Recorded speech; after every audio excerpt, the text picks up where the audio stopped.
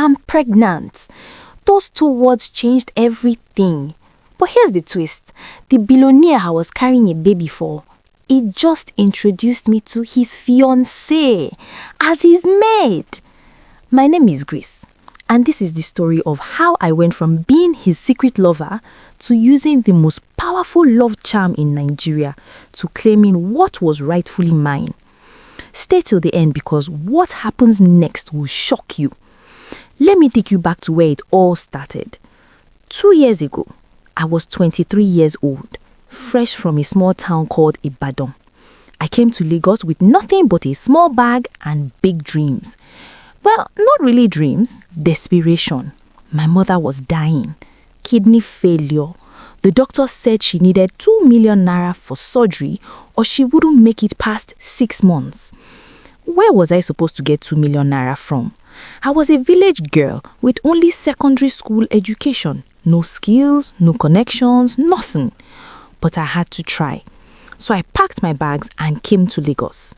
A woman at the motor park directed me to an agency. They help people like you find work, she said. House girl jobs, nanny jobs, cleaner jobs, anything. I went there the same day. A fat woman with too much makeup interviewed me. Can you cook? Yes, ma. Can you clean? Yes, ma. Can you keep your mouth shut and mind your business? Yes, ma. She smiled. Good. I have a client, a very wealthy man. He needs a living housekeeper. The pay is 100,000 naira per month. My eyes nearly popped out of my head. If 100,000 naira? In my village, people worked for 15,000 naira.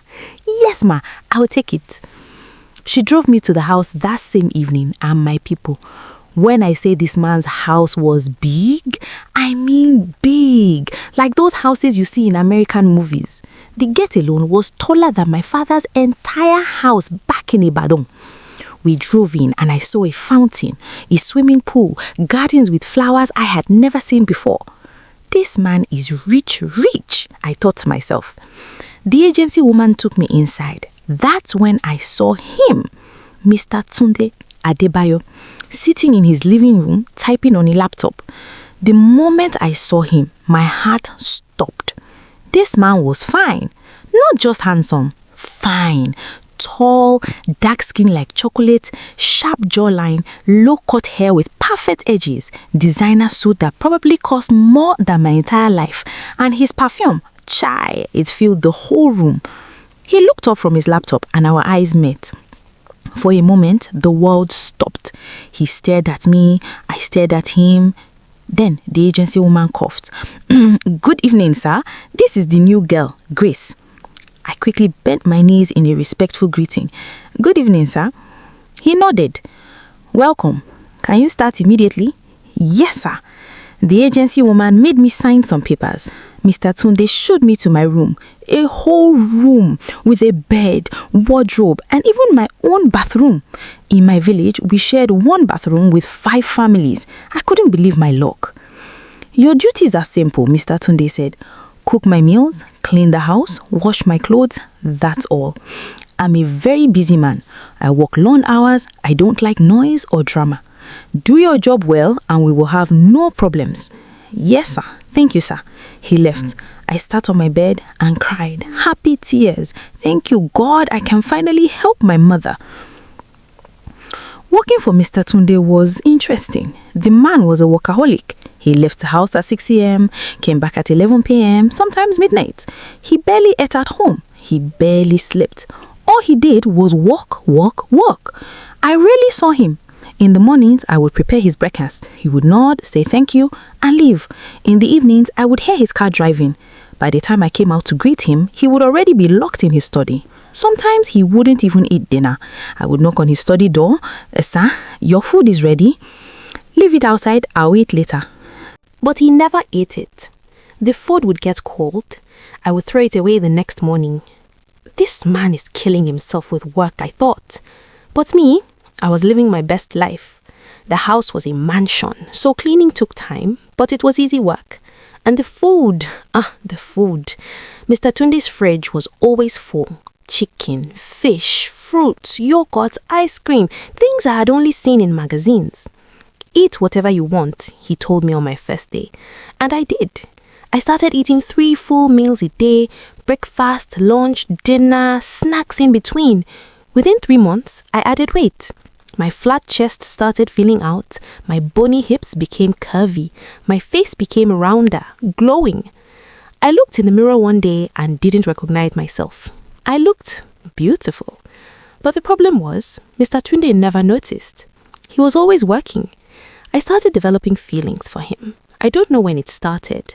Maybe it was the way he said thank you every morning, or the way he smiled when I made his favorite meal, jollof rice and fried plantain, or the way he smelled when he walked past me. I found myself thinking about him, dreaming about him, imagining what it would be like to be his woman. But I knew it was foolish. He was a billionaire. I was a housekeeper.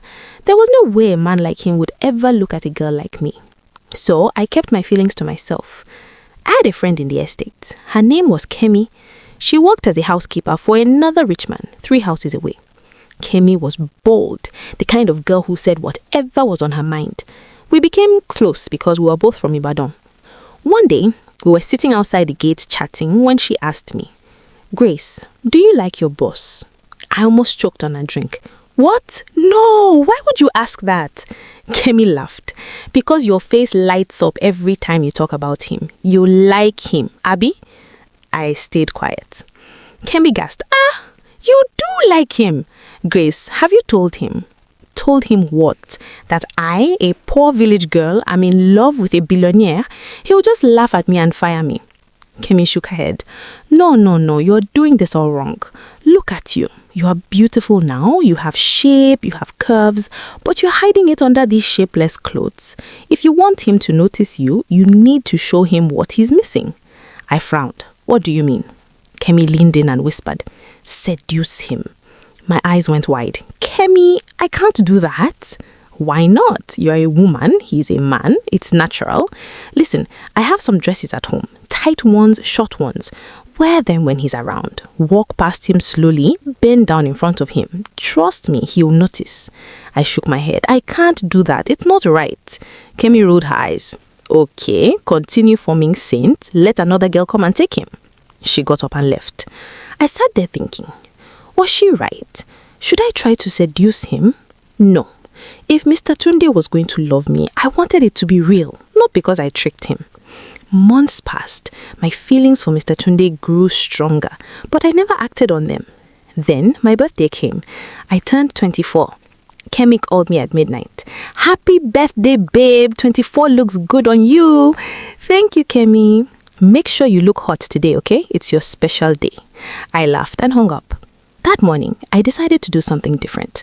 I took a long bath. I creamed my body with the expensive lotion I had been saving. I wore one of the dresses Kemi had given me, a simple fitted gown that hugged my curves, nothing too revealing, but enough to show my shape. Then I had an idea. What if I used Mr. Tunde's cologne? Just a little spray, so I could smell like him. I tiptoed to his bedroom. He had already left for work, so the room was empty. I opened his perfume cabinet and gasped. Creed Aventus, Tom Ford Oddwood, Dior Sauvage, perfumes I had only heard about. I picked one and sprayed it on my neck. Then I stood in front of his mirror, admiring myself. "You look beautiful, Grace." Suddenly, I heard footsteps. I froze. The door opened. Mr. Tunde, he had forgotten something and come back home. He stood there at the door, staring at me. I panicked and dropped the towel I was holding. And just like that, he saw everything. I stood there, frozen, completely exposed. Mr. Tunde's eyes went wide. He couldn't move. He just stood there, staring at me, at my full chest, at my curvy waist, at my round hips. His mouth opened slightly. Then he swallowed hard.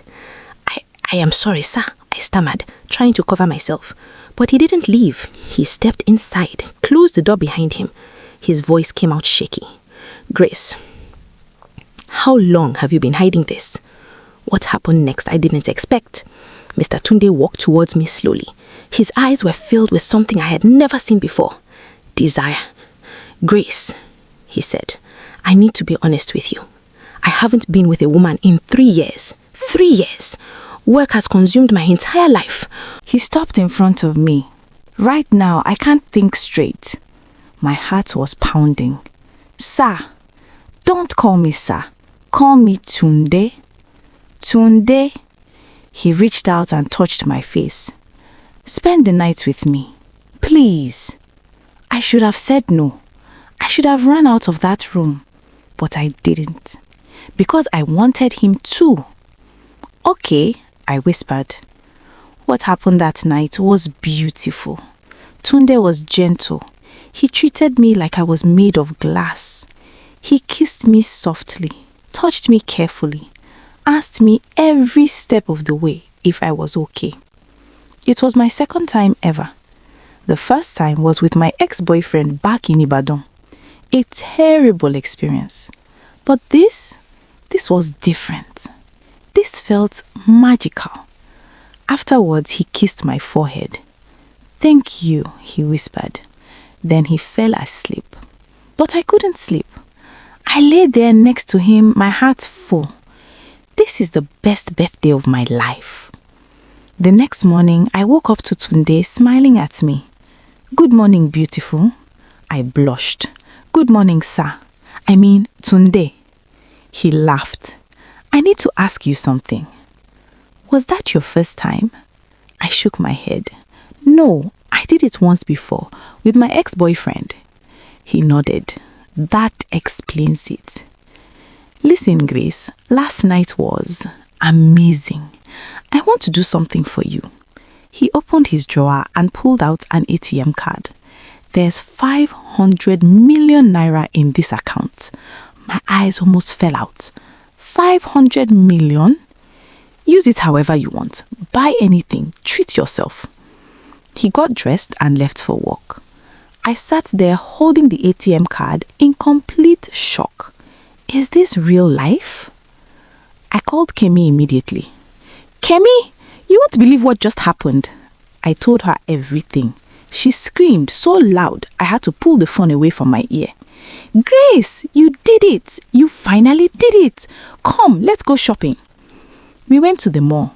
I bought a few dresses, some wigs, perfumes, makeup. In total, I spent 20 million naira. That evening, Tunde got a debit alert. He checked his phone and smiled. 20 million out of 500 million? She's different. Any other woman would have spent 100 million by now. When he got home that night, he saw me in one of my new dresses. His jaw dropped. Grace, you look stunning. I smiled shyly. Thank you. Come, sit and eat with me. Me? At your dining table? Yes, you're not just my housekeeper anymore. That night, we ate together. We talked, we laughed, and then we made love again. And again, and again. From that day on, Tunde and I became lovers. We were together every single day. He taught me things, showed me pleasure I didn't know existed. He bought me designer bags, expensive jewelry, took me to fancy restaurants. But here's the problem. He never officially asked me to be his girlfriend. He never said, I love you. He never introduced me to anyone as his woman. To the neighbors, I was still his maid. And in his mind, I think I was just convenient. Someone to satisfy his needs. Someone to keep him company. But not someone to build a future with. I, on the other hand, was in love. Deeply, completely, foolishly. I started acting like his girlfriend. Every morning, I would walk him to his car, carry his briefcase, adjust his tie. The neighbors started gossiping. That housekeeper is sleeping with her boss, so shameless girl. But I didn't care. I thought we were building something real. One evening, Tunde came home very late. He looked stressed, angry. I was worried. Baby, what's wrong? Why are you so late? He snapped at me. Don't question me. I flinched. I just wanted to... You're not my wife, Grace. You're not my girlfriend. So stop acting like you have the right to question me. Those words hit me like a slap. I stood there frozen as he walked past me and slammed his bedroom door. I went to my room and cried. I'm not his girlfriend. Then what am I? Just someone he sleeps with? The next day, Kemi came to visit. She took one look at me and knew something was wrong. What happened? I told her everything. She hugged me tight. Grace, you need to face the truth. This man sees you as his side piece, not his woman. And if you don't do something about it, he's going to keep using you until he finds someone else. I wiped my tears. What can I do, Kemi? I love him. Kemi hesitated. Then she leaned in and whispered, Have you heard of kayanmata? I frowned. What's that? It's a love charm, very powerful. It will make him obsessed with you. He won't be able to think about any other woman. He will marry you, love you forever. I pulled back. Kemi, that's witchcraft. Call it whatever you want, but it works. If you want Tunde to be yours and yours alone, this is the only way. I shook my head. I can't do that. If he loves me, I want it to be real, not because of some charm. Kemi sighed. Okay, it's your choice, but don't say I didn't warn you. That night, Tunde apologized. Grace, I'm sorry for yelling at you. I was under pressure at work. A deal fell through. I took my frustration on you and that wasn't fair. I accepted his apology, and just like that, we went back to normal, making love, laughing, spending time together. But deep down, I knew something had changed. His words were still in my head. You are not my girlfriend. Weeks turned into months. Tunde and I continued our arrangement. He never used protection. He feels better this way, you would say. I didn't argue. I was too in love to think clearly. Then one day, something strange happened. We were kissing when I suddenly felt sick. I ran to the bathroom and vomited. Tunde knocked on the door. Are you okay? Yes, I'm fine. Maybe I ate something bad. But it kept happening. Every morning, I would feel nauseous. One day, I went to the market to buy groceries. I felt dizzy. Everything went black. When I woke up, I was in a hospital bed. A nurse smiled at me. Congratulations, Ma. You are 3 months pregnant. My heart stopped. Pregnant? 3 months? I touched my stomach. There's a baby inside me. Tunde's baby. I left the hospital in a daze. I was excited, scared, confused, but mostly hopeful. Maybe this will change everything. Maybe now he'll make me his wife. Maybe now we can be a real family. I couldn't wait to tell him. I got home and saw a strange car parked outside, a sleek black Range Rover. I walked into the house and there she was, a woman sitting in Tunde's living room. She was breathtaking, light-skinned, long flowing Brazilian hair, designer dress, red bottom heels, diamond jewelry. She looked like she stepped out of a magazine and she was laughing with Tunde. My Tunde. I stood there frozen. The woman noticed me. And who is this? She asked, looking me up and down with disgust. Tunde's face went pale. She's my housekeeper. My heart shattered. Your housekeeper? The woman repeated. Well, tell your housekeeper to bring up some drinks. I didn't move. I just stared at Tunde. He couldn't even look at me. I turned and walked to my room.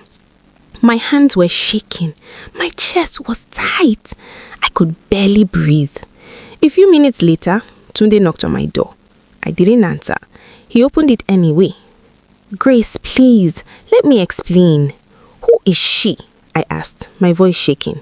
He hesitated. She's my fiancée. I felt like the ground opened up and swallowed me. Your fiancée? Yes. We've been engaged for 2 years. She's been studying abroad. She just came back. Tears streamed down my face. So all this time you were engaged? Grace, I'm sorry. I should have told you. But what we had was never meant to be serious. It was just fun. Just porn. Those words destroyed me. Get out, I whispered. Grace, get out. He left. I collapsed on the floor, sobbing. I touched my stomach. I'm carrying his child. And he just called me just fun. I cried for hours. Then I heard Kemi's voice in my head. If you want Tunde to be yours and yours alone, kayanmata is the only way. I wiped my tears. I made a decision. Fine. If he won't love me willingly, I'll make him love me by force. Kayanmata it is. So my people, this is where part 1 ends. Grace is pregnant. Her boss, the man she loves, just introduced her to his fiancé, and now she's about to use the most powerful love charm in Nigeria to claim what she believes is hers. But will it work or will it backfire? Find out in part 2. Drop a comment below. Do you think Grace should use kayanmata? Is Tunde wrong for what he did? Team Grace or Team Fiancé? If you want part 2, smash that like button and let me know in the comments. Don't forget to subscribe and turn on the notification bell so you don't miss the next part.